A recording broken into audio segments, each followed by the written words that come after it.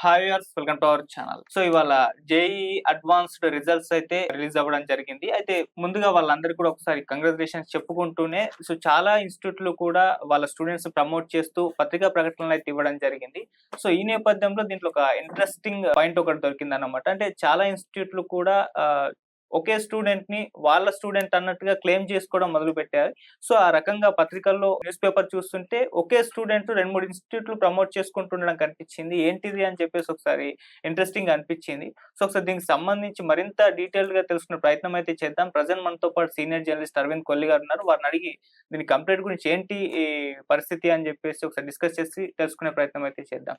Sir నమస్కారం sir. నమస్కారం. Sir పేపర్‌లలో చూసాను సార్. అంటే చాలా ఇన్‌స్టిట్యూట్‌లు వాళ్ళ స్టూడెంట్స్‌ని ప్రమోట్ చేస్తూ పత్రికా ప్రకటన అయితే ఇవ్వడం అంటే జరిగింది. ముఖ్యంగా ఏంటంటే ఎవరైతే మంచి ర్యాంక్ పొందారో ఆ ర్యాంక్ పొందినటువంటి స్టూడెంట్ మా క్లాస్ రూమ్ ప్రోగ్రామ్ లో లేదంటే మా దగ్గరే చదివాడు అని క్లెయిమ్ చేసుకోవడానికి రకరకాల ప్రయత్నాలు చేస్తారు. అంటే దీని వెనక ఉన్నటువంటి ఒక చిన్న పునాది, దీని వెనక ఉన్నటువంటి బ్యాక్గ్రౌండ్ సబ్జెక్ట్ మాట్లాడుకుంటే దానికి కొంత క్లారిటీ వచ్చే అవకాశం ఉంది. ఓకే. అంటే ఒకటే మంచి ర్యాంక్ వచ్చినటువంటి ఒకటే స్టూడెంట్ ని ఈ ఇన్స్టిట్యూట్స్ అన్ని క్లెయిమ్ చేసుకున్నప్పటికీ ఆ స్టూడెంట్ నుంచి ఎందుకు అభ్యంతరం రావట్లేదు, లేదా ఈ స్టూడెంట్ వాళ్ళకి సంబంధించినటువంటి స్టూడెంటే అని ఎస్టాబ్లిష్ చేసుకోవాల్సినటువంటి అవసరం విద్యా సంస్థలకు లేదా అనేటువంటి ప్రస్తావన, ఈ రకమైనటువంటి అనుమానం అందరిలో ఉంది. దీన్ని ఒకసారి చూస్తే మనలాగా ఆంధ్రప్రదేశ్, తెలంగాణ రాష్ట్రంలో లాగా ఉన్నటువంటి ఒక కాలేజీలో చేరితే ఆ కాలేజీలోనే ఎంసెట్ కోచింగ్, ఆ కాలేజీలోనే ఐఐటి కోచింగ్, ఆ కాలేజీలోనే ఐఐటి అడ్వాన్స్డ్ కోచింగ్ ఇట్లా తీసుకునేటటువంటి అవకాశాలు లేని ప్రాంతాల నుంచి వచ్చినటువంటి ర్యాంకులు ఇవి అని చెప్పక తప్పదు. అందులో ముఖ్యంగా ఐఐటికి ప్రధానమైనటువంటి కేంద్రంగా ఉన్నటువంటి రాజస్థాన్లో ఉన్నటువంటి కోటా ప్రాంతం. కోటాలో ప్రముఖ సంస్థలన్నిటికీ అక్కడ బ్రాంచీలు ఉన్నాయి. ఇక్కడ మన తెలుగు నేల మీద ప్రముఖ సంస్థలుగా పోటీ పడే వాటికి కూడా కొన్నింటికి అక్కడ బ్రాంచ్లు ఉన్నాయి. ఇప్పుడు అక్కడి సంస్థలు కొన్ని వచ్చి ఇక్కడ బ్రాంచ్లు కూడా పెడుతున్నాయి. ఈ మొత్తంలో గమనించాల్సిన అంశం ఏంటంటే అక్కడ ఎక్కువ మంది ఏ సబ్జెక్టు ఎక్కడ బాగుంటే అక్కడికి వెళ్ళి చెప్పించుకోవటం అనేది ఒక అలవాటుగా ఉంటుంది.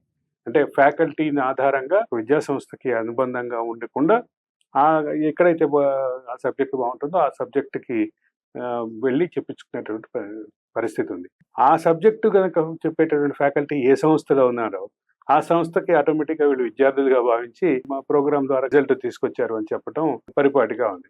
దీంతో పాటు ఇంకొక అంశం ఉంది. ఇట్లాగే కాకుండా డిఫరెంట్ ప్రోగ్రామ్స్ కూడా ఉన్నాయి. ఒకటి క్లాస్ రూమ్ ప్రోగ్రామ్ ఉంది, ఇంకోటి డిస్టెన్స్ ప్రోగ్రామ్ ఉంది, ఇంకోటి ఓన్లీ ఎగ్జామ్ వరకే నిర్వహించే అంటే మాక్ టెస్ట్లు మాత్రమే నిర్వహించేటువంటి ఒక ప్రోగ్రామ్ ఉంది. ఇట్లా రకరకాల ప్రోగ్రాంలు ఉంటే ఏ ప్రోగ్రాంలో ఎక్కడో ఆ విద్యా సంస్థ తోటి అటాచ్ అయి ఉన్నారో ఆ విద్యా సంస్థ దాన్ని క్లెయిమ్ చేసుకోవటం ఒక పరిపాటిగా ఉంది. ఇది కాకుండా ఇంకొక అంశం కూడా చెప్పారు మరి ఇందాక. ఫస్ట్ ర్యాంక్ రకరకాల పేర్లు వినిపిస్తున్నాయి. అంటే ఫస్ట్ ర్యాంక్ తో పాటు అక్కడ చుక్క గాని, ఆర్ అని రౌండ్ మార్క్ గాని ఇట్లాంటివి ఉంటాయి. ఏంటంటే కేటగిరీ వైజ్ ర్యాంకులు రిలీజ్ చేస్తుంది ఎగ్జామ్ నిర్వహించేటటువంటి బోర్డు. ఇక్కడ నిర్వహించేటటువంటి బోర్డు రిలీజ్ చేసేటటువంటి వీటిని ఫస్ట్ ర్యాంక్ ఎంతమంది క్లెయిమ్ చేసుకుంటున్నారు అంటే ఆ శాఖలో అంటే ఆ విభాగంలో ఫస్ట్ ర్యాంక్గా వాడు భావించాలి. మొదటి అంశం. రెండోది, ఒకటే విద్యార్థికి ఒక దగ్గర ఫస్ట్ ర్యాంక్ చూపిస్తున్నారు, ఇంకో దగ్గర 12వ ర్యాంకు 13వ ర్యాంకు చూపిస్తున్నారంటే కేటగిరీలో ఫస్ట్ ర్యాంక్ ఉంటుంది, ఓపెన్ కేటగిరీలో వేరే ర్యాంక్ ఉంటుంది. ఇది ప్రాక్టికల్గా ఉండేటటువంటి సమస్య. ఈ రెండు సమస్యల్ని పక్కన పెడితే అసలు సాధారణమైనటువంటి పేరెంట్కి వీటన్నిటి లోతుపాతులు తెలియకుండా ఉన్నటువంటి ఈ రకమైనటువంటి ప్రకటనలు ఇచ్చి వాళ్ళు ఆకర్షించుకొని 4 లక్షలు 5 లక్షలు ఫీజులు సంవత్సరానికి కట్టించుకుని ఏవైతే ఇన్స్టిట్యూట్లు నడుపుతున్నాయో. అంటే ఇప్పుడు ఒక చిన్న విషయం చెప్పాలి. ఇంటర్మీడియట్ తర్వాత జరిగేటటువంటి కోచింగ్ ఈ మొత్తాన్ని దాదాపుగా మన దగ్గర ఉన్నటువంటి విద్యా సంస్థల్లో అన్నిట్లో కలిపి సుమారు ఒక 60 నుంచి 80,000 మధ్య విద్యార్థులు ఉన్నారు అనుకోండి సంవత్సరానికి. మనకి ర్యాంకులు ఎన్ని వస్తాయి? 1500, 1000, 2000 వస్తాయి. అసలు సీట్లు ఎన్ని ఉన్నాయి? ఆ సీట్లలో తెలంగాణ, ఆంధ్రప్రదేశ్ రాష్ట్రాలకు సంబంధించిన విద్యార్థులు సంపాదిస్తున్న సీట్లు ఎన్ని? వీటన్ని పరిగణలోకి తీసుకుని ఆలోచిస్తే ఐఐటీలకు ఉన్నటువంటి క్రేజు, ఐఐటీల క్రేజ్ని ఐఐటీలోకి వెళ్ళటమే భూతుల స్వర్గంగా భావించి ఐఐటీలోకి వెళ్ళినటువంటి విద్యార్థులంతా లక్షల్లో కోట్లలో ప్యాకేజీలు తీసుకుంటారు అనేటటువంటి ఒక ఊహాగానంతో, ఒక క్రేజ్ తోటి ఈ రకమైనటువంటి అంచనాలు ఉన్నాయని చెప్పక తప్పదు. ఓకే. దీనికి క్రేజ్ ఉంది. హ్మ్. ఈల్డ్ ఆ స్థాయిలో లేకపోయినప్పటికీ ఒకటి మాత్రం క్లియర్. ఇటీవల కాలంలో సుమారుగా 2-3 దశాబ్దాలుగా ఐఐటీకి పెరిగినటువంటి క్రేజు, ముఖ్యంగా తెలుగు నేల మీద ఐఐటీకి పెరిగినటువంటి క్రేజు ఇక్కడ ఉన్నటువంటి కార్పొరేట్ విద్యా సంస్థలు దాన్ని వాడుకుంటున్నాయి. హ్మ్. ఇక్కడున్న కార్పొరేట్ విద్యా సంస్థలు వాడుకోవడంతో పాటు బయట నుంచి కూడా వచ్చి హైదరాబాద్‌లో, విజయవాడలో, విశాఖపట్నంలో ఇన్‌స్టిట్యూట్లు పెడుతున్నటువంటి వాళ్ళని కూడా చూస్తున్నాం. ఓకే. రెండోది క్లాస్ రూమ్ ప్రోగ్రామ్ కాకుండా డిజిటల్ ఇంటరాక్షన్ ప్రోగ్రామ్‌లో సంస్థలు కీలకంగా ఉన్నాయి. రెండోది ఐఐటీ అనేటటువంటి ఒక ప్రభుత్వ రంగ అత్యున్నత సంస్థ ఏదైతే ఉందో వాటికి ఉన్నటువంటి గ్రేట్‌నెస్ గాని, గ్రావిటీని గాని హ్మ్. ఈ రెండిటిని తగ్గించే ఉద్దేశం నాది కాదు. ఓకే. నేను చాలా క్లియర్‌గా చెప్తున్నా. వందలు, వేల సంఖ్యలో అక్కడికి వెళ్తున్నారు. వెళ్తున్నటి వారిలో అత్యుత్తమ ప్రతిభ పాఠవాలు చూపిస్తున్నారు. కొంత మంచి ప్యాకేజ్ కూడా కానీ అది మాత్రమే కాకుండా మిగతా సంస్థలు, అంతర్జాతీయ స్థాయి సంస్థలు కూడా ఇప్పుడు తెలుగు నేల మీద వచ్చినటువంటి నేపథ్యంలో తెలుగు నేలలో ఉన్నటువంటి ఇంజినీరింగ్ విద్యా సంస్థలు కూడా అదే రకమైనటువంటి అంటే నాణ్యమైనటువంటి విధానానికి, ముఖ్యంగా ఇండస్ట్రీ ఇంటరాక్షన్ విధానానికి, అదే సందర్భంలో ఇండస్ట్రీ ఇంటరాక్షన్ వీటితో పాటు మరొక కీలకమైన అంశం విదేశాల్లో ఉన్నటువంటి విద్యా సంస్థలతోటి కొలాబరేషన్‌కి ఇవన్నీ వాడుతున్నటువంటి నేపథ్యంలో ఇప్పుడు ఐఐటీలు మాత్రమే కాదు, మిగతా విద్యా సంస్థలు, అదే సందర్భంలో స్టేట్ యూనివర్సిటీలు, ప్రముఖ డీమ్డ్ యూనివర్సిటీలు ఇవన్నీ కూడా చాలా కీలకంగా ఈ రంగంలో, ఇంజినీరింగ్ రంగంలో ముందుకొచ్చినటువంటి నేపథ్యంలో హ్మ్. ఐఐటీలు మాత్రమే పరిష్కారం కాదు, ఐఐటీలు మాత్రమే డెస్టినీ కాదు. కానీ ఐఐటీలో సీట్ సాధించడం అనేది ఖచ్చితంగా ఒక ప్రముఖ విద్యా సంస్థలో సీటు సాధించి పోరాడి సాధించినటువంటి విషయమే. మీరన్నట్లుగా ఖచ్చితంగా ఫలితాలు పొందినటువంటి వాళ్ళని హ్మ్. అభినందించాలి. అదే సందర్భంలో దీనిలో సానుకూల ఫలితాలు రాకపోయినప్పటికీ అద్భుతమైనటువంటి ఇంజినీరింగ్ విద్యలో, ఇండస్ట్రీ ఇంటరాక్షన్‌లో, అదే సందర్భంలో ప్రొడక్టివ్ ఇంజినీరింగ్‌లో ఈ రెండిట్లో కొద్దిగా తమ శక్తి సామర్థ్యాలను పెంచుకునేటలాగా విద్యార్థులు పనిచేస్తే మాత్రం ఖచ్చితంగా మరైన ఫలితాలు వచ్చేటువంటి అవకాశం ఉందని చెప్పక తప్పదు. కానీ సార్ ఇలా ఒకే స్టూడెంట్‌ని అన్ని అన్ని ఇన్‌స్టిట్యూట్‌లు తమ స్టూడెంటే అని క్లెయిమ్ చేసుకుంటే అంటే ప్రజల్ని మభ్యపెట్టడం లేకుంటే మోసగించడం లాంటి ఖచ్చితంగా ఇన్సిడెంట్ వస్తుందా? అంటే పేరెంట్స్ దానికి సంబంధించినటువంటి లోతుపాతులకి గమనించారు కాబట్టి హ్మ్. ప్రధానమైనటువంటి ర్యాంకులు ఈ విద్యా సంస్థే పొందింది అనేటటువంటి ఫీల్ తోటి చేర్చేటటువంటి అవకాశాలు ఖచ్చితంగా ఉన్నాయి. అది అంతకుముందు ఆ 2 విద్యా సంస్థలు అనేవాడు. ఆ 2 విద్యా సంస్థలు కాదు, ఇప్పుడు చాలా విద్యా సంస్థలు ఇదే రంగంలో పోటీ పడుతున్నాయి కాబట్టి ఈ పోటీ జటిలమైంది.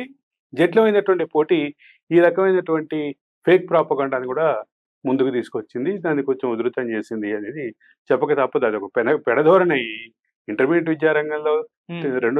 2 తెలుగు రాష్ట్రాల్లో అదొక పెడధోరణిగానే చెప్పాలి అనేది తప్పదు ఆదిత్య.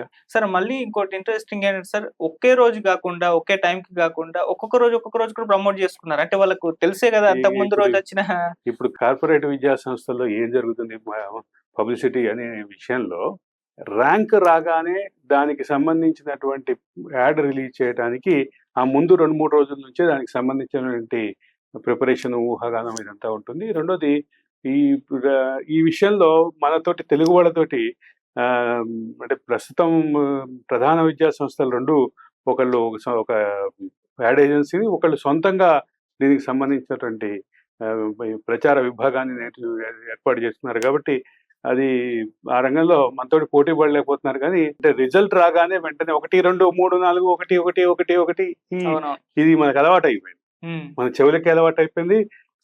ఆ రోజు టీవీ ఛానల్ పెడితే ఇదే రకమైనటువంటి పోటీ వాతావరణం ఉంది. ఆ పోటీ వాతావరణాన్ని ఇప్పుడిప్పుడే మిగతా సంస్థలు కూడా నేర్చుకుంటున్నాయి కాబట్టి ఈ 2 సంస్థల్లాగా మిగతావి కూడా పోటీ పడేటటువంటి అవకాశం ఖచ్చితంగా ఉందని చెప్పక తప్పదు. సార్ ఇటువంటి రిఫరెన్స్ తోటి కొన్ని సినిమాలు, సీరీస్‌లు కూడా వచ్చాయి. 'కోటా ఫ్యాక్టరీ' అని యెస్. ఒకటొచ్చింది. 12థ్ ఫెయిల్‌లో కూడా ఈ రిఫరెన్స్‌లను కోటా చూపిస్తుంటారు. ఫ్యాక్టరీ అనేది అవును. కోటా, రాజస్థాన్‌లో కోటాని బేస్ చేసుకొని చేసినటువంటిదే. హ్మ్. ఆ రాజస్థాన్‌లో ఉన్నటువంటి కోటా విద్యా సంస్థలు నిజంగానే అక్కడ 5-6 వేల మంది అవును. ఒక టైంలో క్లాసుల్లో ఉండేటటువంటి పరిస్థితి ఉంది ఒక్కొక్క విద్యా సంస్థలో. హ్మ్. ఖచ్చితంగా ఆ అవుట్‌కమ్ అయితే అదే రకమైన డైరెక్షన్‌లో ఉంది. కానీ కొంత స్ట్రెస్‌కి, కొంత మానసిక సంఘర్షణకి కారణమవుతోంది. హ్మ్. దీనికి సంబంధించిన ప్రతికూల ఫలితాలు కూడా కీలకంగా ఉన్నాయి. అయితే నేను చెప్పినట్లుగా క్వాలిటీ ఇంజినీరింగ్ ఎడ్యుకేషన్ అనేటటువంటి దాన్ని సాధించటానికి ఉన్నటువంటి హ్మ్. అర్హతగా భావిస్తున్నటువంటి ఈ పరీక్షలో ఇది మాత్రమే కాదు, దీనికి సంబంధించి ఇది కాకుండా అంటే నేను చిన్న ఉదాహరణ చెప్పాలనుకుంటున్నా. ఉమ్, ఆ, సుమారుగా ఒక 10 సంవత్సరాల క్రితం ఒక విద్యార్థులు తయారు చేసినటువంటి ఉపగ్రహాన్ని ఇస్రో అంతరిక్షంలోకి పంపింది. ఎక్కడ ఒక ప్రొఫెసర్ చేయి కూడా పెట్టలేదు దాంట్లో. ఓకే. పూర్తిగా స్వదేశీ పరిజ్ఞానంతో ఇంజనీరింగ్ విద్యార్థులు తయారు చేసినట్టు ఎడ్యుసాట్ దాని పేరు, ఉమ్, ఉపగ్రహం. అది చిన్నదే అయి ఉండొచ్చు. ఆ ఓకే. ఉపగ్రహం పరిధి తక్కువ, దానికి సంబంధించిన పర్ఫార్మెన్స్ తక్కువ అయి ఉండొచ్చు. కానీ అదొక ప్రయోగం, ఆ ప్రయోగం ఒక సక్సెస్ఫుల్. సుమారు 10-12 ఏళ్ళు అయింది. దానికి సంబంధించినటువంటి విషయాన్ని కనుక చూస్తే దాంట్లో పార్టిసిపేట్ చేసినటువంటి విద్యార్థుల్లో ఒక్కళ్ళు కూడా ఐఐటి నుంచి లేరు, ఉమ్, ఒక్కళ్ళు కూడా స్టేట్ యూనివర్సిటీస్ నుంచి లేరు. ఓకే. అంటే మళ్ళీ ఏ స్టేట్కి ఆ స్టేట్కి స్టేట్ యూనివర్సిటీ ప్రముఖ స్టేట్ అంతమంది అంటే ఒక ఎదుగుతున్నటువంటి ఇంజనీరింగ్ కాలేజీల విద్యార్థులు తయారు చేశారు. అది చాలా అద్భుతమైనటువంటి పెర్ఫార్మెన్స్ ఇచ్చింది. ఉమ్, ఊహించిన దానికంటే ఎక్కువ పెర్ఫార్మెన్స్ ఇచ్చింది. అవును. అది అంటే అంతరిక్ష పరంగా మనం ఎదుగుతున్నటువంటి దశలో అది అంతరిక్ష పరిజ్ఞానాన్ని నేర్చుకునేటువంటి సైంటిస్టులకు కూడా చాలా ఊపిచ్చిందని చెప్పక తప్పదు. ఓకే. కాబట్టి ఇంజనీరింగ్ విద్యలో ఐఐటీలు మాత్రమే టాప్ కాదు, ఉమ్, ఐఐటీలు మాత్రమే డెస్టినీ కాదు. అట్లనే ఐఐటీల స్థాయి నేను తగ్గించే ఉద్దేశం నాకు లేదు. ఉమ్, ఐఐటీలలో మాత్రమే కాదు, మిగతా చోట్ల కూడా అద్భుతమైనటువంటి పెర్ఫార్మెన్స్, అద్భుతమైనటువంటి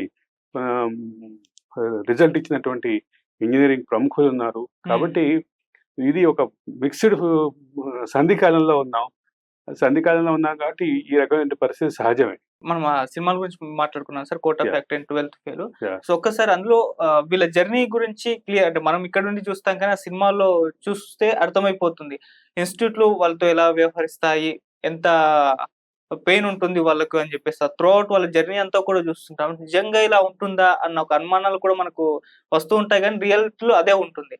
అంటే ర్యాంక్ వచ్చిన వాళ్ళతో ఒకలాగా, అంటే ర్యాంక్ వచ్చిన వాళ్ళతో ఒకలాగా, ర్యాంక్ రాని వాళ్ళతో ఒకలాగా, ఉమ్, అదే సందర్భంలో అంటే ఆ టైంలో జరుగుతున్న డ్రాప్ అవుట్స్ పట్ల ఇంకో అవును. రకంగా వ్యవహరించేటటువంటి ఆ మొత్తం జర్నీ. అధ్యాపకుల ఆలోచన విధానం కానీ, అవును. యాజమాన్యాల ఆలోచన విధానం కానీ చూపించేటటువంటి ప్రయత్నం జరిగింది. ఉమ్, మీరు అంటున్న దాంట్లో మీరు చెప్పాలనుకున్నది అవును. ఈ 3 అంశాలు. ఉమ్, అయితే ఒకటి గుర్తుపెట్టుకోవాల్సింది, ఒక పాజిటివ్ రిజల్ట్ ఇచ్చినటువంటి విద్యార్థి ఎప్పుడూ విద్యా సంస్థకి ఒక ఫెదర్ ఇన్ ద క్రౌనే. ఓకే. కాబట్టి ఖచ్చితంగా ఆ రకమైన ఒత్తిడి తీసుకొచ్చారు. ఉమ్, దానికి ప్రతికూల ఫలితాలు కూడా చూసాం. ఓకే. ప్రతికూల ఫలితాలు చూసే క్రమంలో ఇక్కడ ఒక విషయం చెప్పాలి. ఏదైతే విద్యా సంస్థలు విద్యార్థుల్ని ఎట్లా చూస్తాయి అంటే, ఈ రకమైనటువంటి రిజల్ట్ ఓరియంటెడ్ విద్యా సంస్థలు ఎట్లా చూస్తున్నాయంటే, 10 మంది ర్యాంకులు ఈ సంవత్సరం మంచి టాప్ ర్యాంకులు వస్తే ఈ 10 మందితోటి ఇంకొక 1000 అడ్మిషన్లు పెరిగేటటువంటి అవకాశం ఉంది. అవును. కాబట్టి వీళ్ళ మీద కొంచెం ప్రెషర్ చేయడంలో కానీ, అవుట్పుట్ లాగే విషయంలో కానీ ఆ రకమైనటువంటి ఒత్తిళ్లు, సందిగ్ధత ఉన్నాయనేది చెప్పక తప్పదు.